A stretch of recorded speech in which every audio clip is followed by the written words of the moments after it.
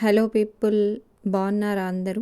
ఎలా ఉన్నారో కామెంట్ బాక్స్లో షేర్ చేసుకోవటం మర్చిపోకండి. ఇలాంటి మంచి మంచి వీడియోస్ కోసం మన ఛానల్ని సబ్స్క్రైబ్ చేయండి, లైక్ చేయండి. ఈ రోజుటి ఎపిసోడ్లోకి వెళ్ళిపోదాం. ఇంకా శివ పెళ్ళి సంగతి తెలిసి ఊళ్ళో చుట్టుపక్కల ఆడవాళ్ళు శక్తిని చూడడానికి ఇంటికి వచ్చారు. వాళ్ళని చూసిన గిరిజ, ఇదిగో పెద్దబాబు, మీ చదువులు అయ్యేటప్పటికి 2-3 ఏళ్ళు పడతాయి. అప్పటి వరకు ఇచ్చిన మాట మీద నిలబడతావో లేదో ఒక్కసారి ఆలోచించుకో, ఎందుకైనా మంచిది అంది శివ శక్తి వైపు చూసి. దేవుడా, దీన్ని పక్కన పెట్టుకొని కామ్గా కూర్చోవాలా అని మనసులో అది నా వల్ల కాని పని అని అనుకుంటున్నాడు శివ.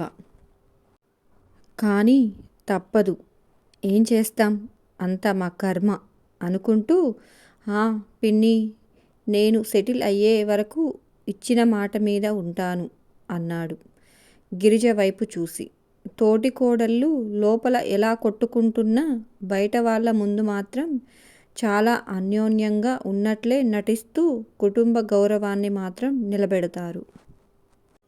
చుట్టుపక్కల వాళ్ళు రాగానే గిరిజ అందరినీ లోపలికి రమ్మని పిలిచి మర్యాదలు చేసి తానే వంటగదిలోకి వెళ్ళి టీలు పెట్టి అందరికీ తెచ్చి ఇచ్చింది. శివబాబు ఇలా చేస్తాడని మేము అస్సలు అనుకోలేదు అని తలా ఒక మాట అంటుంటే సునంద ఏం మాట్లాడలేక మౌనంగా ఉంటుంది. మేము మాత్రం అనుకున్నామా ఏంటి? ప్రేమించిన పిల్ల ఎక్కడ దూరం అయిపోతుందో అన్న కంగారులో అలా జరిగింది అంతే అంది గిరిజ వచ్చిన వాళ్ళ మాటలకి సమాధానం చెబుతూ. ఇంతలో ఒకరు, శకుంతల పిన్నికి శివ అంటే ఎంత ప్రాణం, తను లేకుండానే తన ముద్దుల మనవడి పెళ్ళి అయిపోయిందని తెలిస్తే ఆవిడ ఎంత బాధపడుతుందో అంది. ఆ మాట వినగానే సునందకి వణుకు, గిరిజకు సంతోషం ఒకేసారిగా వచ్చాయి. కొంచెం సేపు మాట్లాడాక ఎవరి దారిన వాళ్ళ ఇళ్ళకి వెళ్ళారు. గిరిజ, మురళి కూడా వాళ్ళ ఇంటికి వెళ్ళిపోయారు. చీకటి పడుతూ ఉండగా, మమ్మీ ఆకలి అవుతుంది, అన్నం పెట్టు అని అరిచాడు శివ. నేను నీకు వంట చేయలేదు, మీ ఆవిడతో వండించుకుంటావో మీ డాడీతో వండించుకుంటావో తింటావో నీ ఇష్టం అంది సునంద. ఆ మాటలకి రామకృష్ణ, శివ ఒకరి ముఖాలు ఒకరు చూసుకున్నారు. అదేంటి మమ్మీ, మధ్యలో డాడీ ఏం చేశాడు అన్నాడు శివ. 21 సంవత్సరాలు రాగానే గవర్నమెంట్ రూల్స్ ప్రకారం పెళ్లి చేసిన ఆదర్శ తండ్రి కదా, అందుకే అంది సునంద. డాడీ ఏం చేయలేదు, డాడీ వచ్చేసరికి అంతా అయిపోయింది అన్నాడు శివ సునంద వైపు చూస్తూ. ఓహో, అయితే సార్కే తొందర వచ్చింది అన్నమాట. పెళ్లి చేసుకునేటప్పుడు గుర్తురాని మమ్మీ ఆకలి అవగానే గుర్తొచ్చిందా? ఇక నుంచి నీకు ఏం కావాలన్నా నన్ను అడగకు, ప్రేమ పొంగి నదిలాగా ప్రవహిస్తుందికా మీ ఇద్దరి మధ్య, ఆ ప్రేమని వండుకొని తినండి అంటూ వరుణ్కి భోజనం కలిపి నోట్లో ముద్దలు పెట్టింది సునంద. పొద్దుట్నుంచి ఫుడ్ లేక ఆకలి అవుతూ అసలే చిరాగ్గా ఉన్న శివకి మమ్మీ తమ్ముడికి తినిపించడం చూసేసరికి, మమ్మీ, నాకు శక్తికి కూడా భోజనం పెడతావా, లేక నన్ను శక్తిని తీసుకుని పిన్ని వాళ్ళ ఇంటికి వెళ్ళిపోమ్మంటావా అన్నాడు శివ. వెళ్తే వెళ్ళు, ఏం బెదిరిస్తున్నావా అంది సునంద. మమ్మీ, ఇదిగో చెప్తున్నా, నేను వెళ్ళాను అంటే మళ్ళీ నువ్వు ఏడ్చి మొత్తుకున్నా తిరిగి రాను, నీ ఇష్టం అన్నాడు శివ. వామ్మో, వీడు ఏదన్నా అన్నాడు అంటే అన్నంత పని చేస్తాడు, ఇప్పుడు మనమే కొంచెం తగ్గితే మంచిది అనుకుంది సునంద మనసులో. ఇంక సాగదీయడం ఇష్టం లేక, శివ, నువ్వెళ్ళి అమ్మాయిని తీసుకురా, ఇద్దరూ తినండి అన్నాడు రామకృష్ణ. సునంద కూడా ఏం మాట్లాడకుండా మౌనంగా ఉంది. శివ రూంలోకి వెళ్ళి శక్తిని భోజనానికి పిలిచాడు.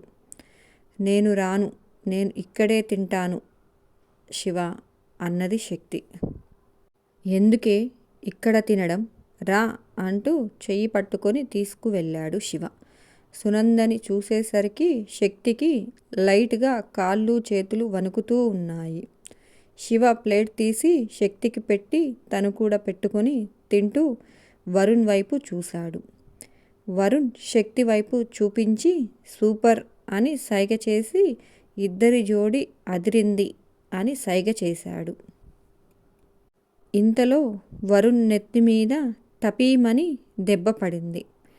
వరుణ్ చేత్తో తల రుద్దుకుంటూ మమ్మీ అన్నాడు. చాలా, ఇంకా కావాలా అంది సునంద కోపంగా. అది చూసిన ప్రియ పగలబడి నవ్వింది. శక్తి గబగబా 2 ముద్దలు తినేసి లోపలికి వెళ్ళిపోయింది. శివ కూడా భోజనం చేసి తన గదిలోకి వెళ్ళబోయాడు. ప్రియా, నువ్వు వెళ్ళి తనని తీసుకువచ్చి ఇద్దరు ఒకే రూంలో పడుకోండి అంది సునంద. అలాగే అత్త అంది ప్రియ. మమ్మీ, నేను మాట ఇచ్చానుగా, ఇంకా ఏంటి మీ భయం అన్నాడు శివ సునంద వైపు చూస్తూ. మాట ఇచ్చావుగా, ఇంకా తను ఎక్కడ ఉంటే నీకేంటి బాధ అంది సునంద. శివ ఏదో అనబోయే లోపు, శివ, అన్నీ నీకు ఇష్టం వచ్చినట్లు జరగవు. వాదనలు ఆపి ముందు శక్తి మార్చుకోవడానికి బట్టలు చూడండి. పాపం పొద్దున్నుంచి ఆ చీరతో నానా ఇబ్బంది పడుతుంది అన్నారు రామకృష్ణ. రేపు తీసుకువస్తాను డాడీ, ఈ రోజుకి ప్రియా డ్రెస్ వేసుకుంటుందిలే అంటూ, ప్రియా, నీ డ్రెస్ ఒకటి శక్తికి ఇవ్వవే అన్నాడు శివ. సరే బావా అంది ప్రియ. శక్తిని తీసుకొని తన రూంలోకి వెళ్ళి తన డ్రెస్లో ఒకటి తీసి శక్తికి ఇచ్చింది శక్తి. శక్తి వాష్రూమ్కి వెళ్ళి ఫ్రెష్ అయి ప్రియా డ్రెస్ వేసుకొని బయటకు వచ్చింది. హే వావ్, ఇప్పటిదాకా చీరలో ఉంటే పెద్ద అమ్మాయిలా కనిపించావు. డ్రెస్ వేసుకుంటే చాలా చిన్నపిల్లలా ఉన్నావు తెలుసా అంది ప్రియ.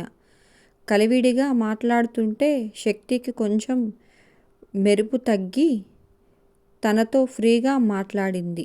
శివ తన రూంలోకి వెళ్ళి పడుకొని, మమ్మీ, నా లవ్ స్టోరీకి ప్రస్తుతానికి నువ్వే విలన్లా తయారయ్యావు. శక్తి నా దగ్గర ఉంటే నీకు అంత భయమేంటి? నా మీద నీకు అస్సలు నమ్మకం లేదు మమ్మీ అనుకున్నాడు మనసులో. ప్రియాతో మాట్లాడుతూ ఇద్దరూ నిద్రలోకి జారుకున్నారు. సునంద పడుకునే ముందు అన్ని రూమ్స్లో చెక్ చేసి మెయిన్ డోర్ లాక్ చేసి వెళ్ళి పడుకుందే కానీ సునంద మనసులో ఏదో తెలియని భయం. కొంచెం వయసొచ్చాక చేసుకుంటే తనే అత్తగారిని తట్టుకోలేకపోయింది. శక్తి ఇంకా చిన్నపిల్ల, అత్తయ్య గారి ఎత్తులని ఎలా తట్టుకుంటుంది? అగ్నికి ఆద్యం పోసినట్లు ఈ గిరిజ అత్తయ్య గారిని ఇంకా రెచ్చగొడుతూ ఉంటుంది అనుకుంటుంది సునంద మనసులో. కూతురిని కోడలిగా చేసుకోలేదని ఆడపడుచు రేవతి కూడా అత్తయ్య చెవి కొరకడం మొదలు పెడితే ఆవిడ ఇంకా రెచ్చిపోయి శక్తిని కాల్చుకు తింటారు. శక్తికి సపోర్ట్ చేసే శివ మీద కూడా అత్తయ్యకు కోపం వస్తుంది. ఎంత పని చేశావు శివ, ఇప్పుడు నేనేం చెయ్యాలి భగవంతుడా అని అనుకుంటుంది. తెల్లవారుతూ ఉండగానే పని అమ్మాయి వచ్చి వాకిలి ఊడ్చి నీళ్లు చల్లి ముగ్గు వేసి లోపల వంటగదిలో అంట్లు తోముతూ, అబ్బాయి గారు పెళ్లి చేసుకున్నారంట కదా అమ్మా, కోడలు గారు ఏది మరి, ఇంకా లేవలేదా అని అడిగింది పని అమ్మాయి. ఇప్పుడు ఇవన్నీ నీకెందుకే, నువ్వు ముందు ఆ కుక్కర్ కడిగి ఇవ్వు అని సునంద కోపంగా అంది. అసలే పొద్దెక్కేదాకా పడుకునే అలవాటున్న శక్తి ఆ రోజు కూడా మెలకువ రాలేదు. ప్రియా లేచి రెడీ అయి హాల్లోకి వచ్చింది. శివ ప్రియా వైపు చూసి శక్తి ఏది అన్నట్లుగా సైగ చేశాడు. ఇంకా లేవలేదు అన్నట్లు ప్రియా సైగ చేసింది.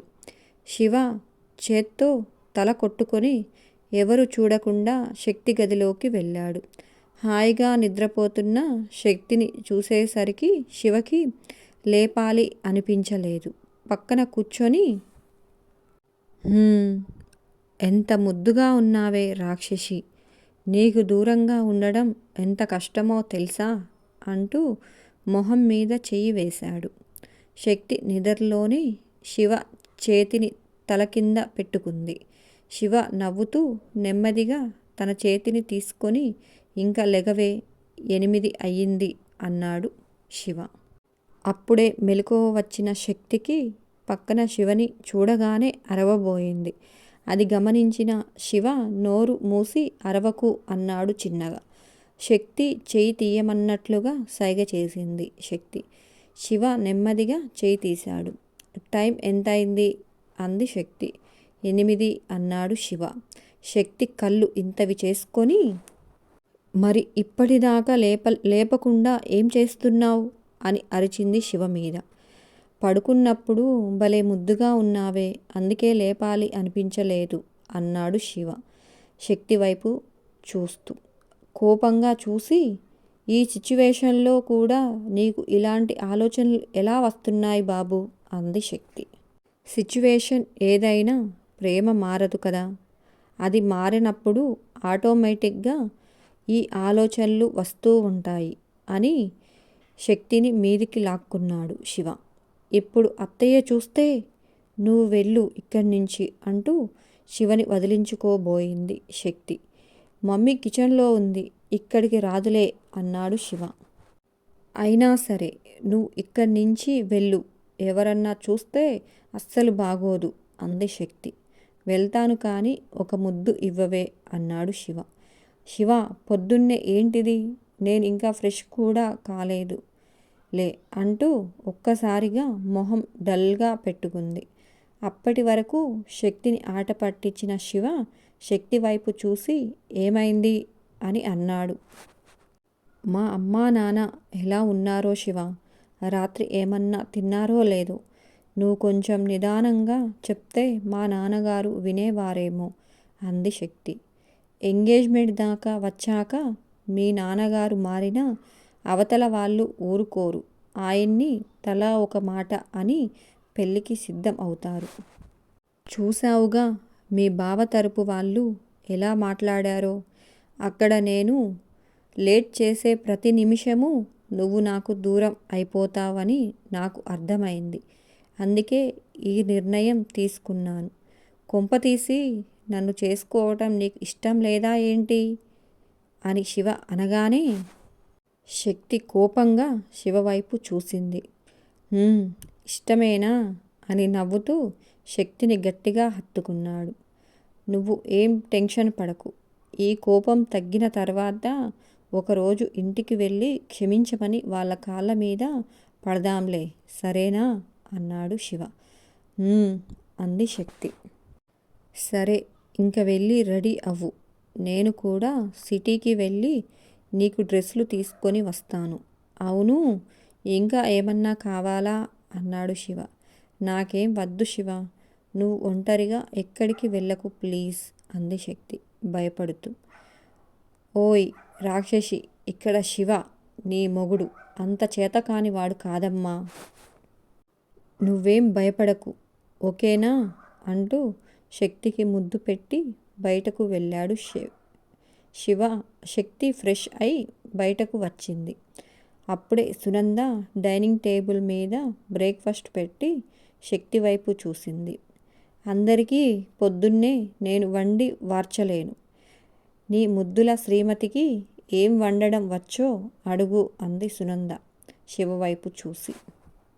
ఆ మాటలకి శక్తి తడుముకోకుండా పాలు కాయడం వచ్చు అత్తయ్య. ఆ మాటకి సునంద చేతిలో గరిట జారిపోయింది. అప్పుడే పాలు తాగుతున్న వరుణ్కి నవ్వు ఆగకపోయేసరికి నోట్లో నుంచి పాలు బయటకు వచ్చేసి ప్రియ మీద పడ్డాయి. బావా! యాక్ యాక్ అంటూ ఒక్కసారిగా లేచింది మన ప్రియ. శివ సడన్గా శక్తి వైపు చూశాడు. పాలు కాయడం వచ్చంట, చూసుకో అంటూ శివ వైపు చూసి గరిట తీసుకొని కిచెన్లోకి వెళ్ళిపోయింది సునంద. శివ శక్తి వైపు చూసి, వామ్మో, ఇది నా కొంప ముంచేలా ఉందిగా, ఈ మాట మా మమ్మీ దగ్గర అంది కాబట్టి సరిపోయింది.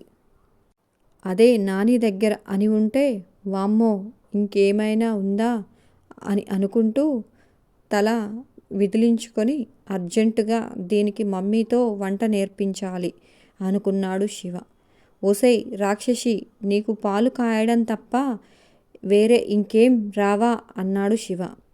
రోజు స్నానానికి వేన్నీళ్ళు కూడా పెట్టుకుంటాను, అది కూడా వచ్చు అంది శక్తి.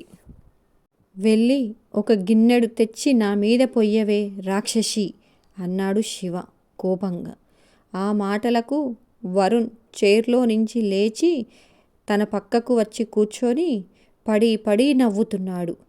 ఏహేహే, బాగా నవ్వు వస్తుంది కదా నీకు అన్నాడు శివ వరుణ్ వైపు చూసి. శివ పెళ్లి విషయం సునంద చెల్లికి పద్మకి ఫోన్ చేసి చెప్పేసరికి పద్మ వాళ్ళ ఆయన ప్రభాకర్ ఇద్దరూ పొద్దున్నే ఇంటికి వచ్చారు. కార్ సౌండ్ వినగానే శివకి పిన్ని వస్తుందని అర్థమైంది. వరుణ్ కార్ సౌండ్ వినగానే పిన్ని అంటూ బయటకు పరిగెత్తాడు. పద్మ వరుణ్ణి చూసి ఎలా ఉన్నావు బంగారం అంది. నేను బాగున్నాను పిన్ని, నువ్వు ఎలా ఉన్నావు అని అడిగింది. ప్రభాకర్ని చూసి హాయ్ బాబాయ్ అని కౌగిలించుకున్నాడు. హాయ్ నాన్న, ఎగ్జామ్స్ ఎలా రాశావు అన్నాడు ప్రభాకర్. బాగా రాశాను బాబాయ్ అంటూ అందరూ కలిసి లోపలికి వెళ్ళారు.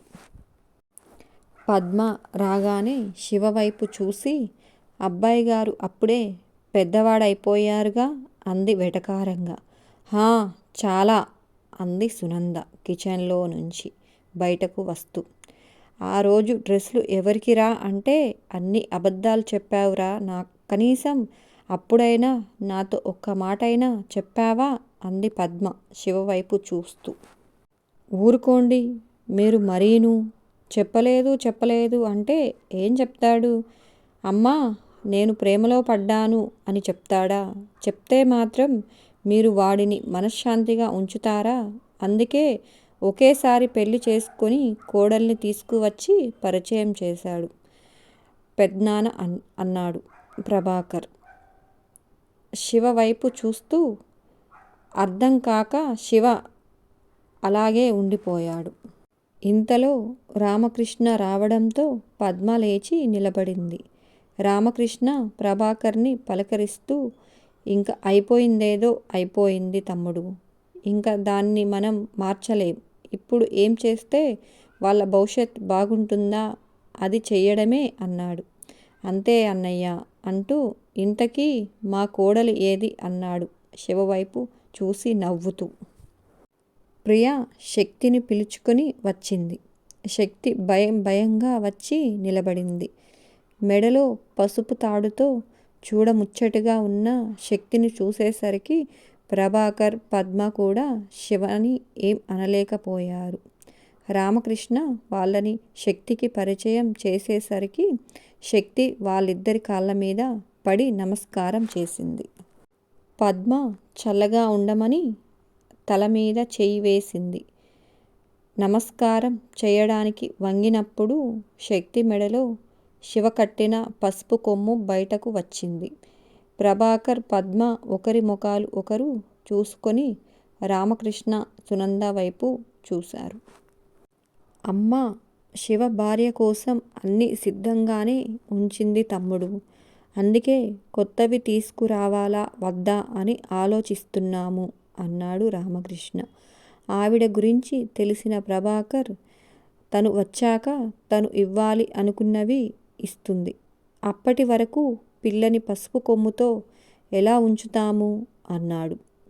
రామకృష్ణకి కూడా ప్రభాకర్ మాటలు నిజమే అనిపించాయి. పద్మ, నువ్వు, మీ అక్క వెళ్ళి ఏం కావాలో తీసుకోండి అన్నాడు రామకృష్ణ. సరే బావగారు అంది పద్మ. ఇంకా మీలో ఎవరైనా మన ఛానల్ని సబ్స్క్రైబ్ చేయకుండా చూస్తున్నట్లయితే ప్లీజ్ సబ్స్క్రైబ్ చేసుకొని చూడండి. అంతే ఈ వీడియో. మీ అందరికీ నచ్చిందా మన ఈ సిరీస్? నచ్చితే మన ఛానల్ని సబ్స్క్రైబ్ చేయండి, లైక్ చేయండి, షేర్ చేయండి, కామెంట్ చేయండి. మర్చిపోకండి. Bye bye.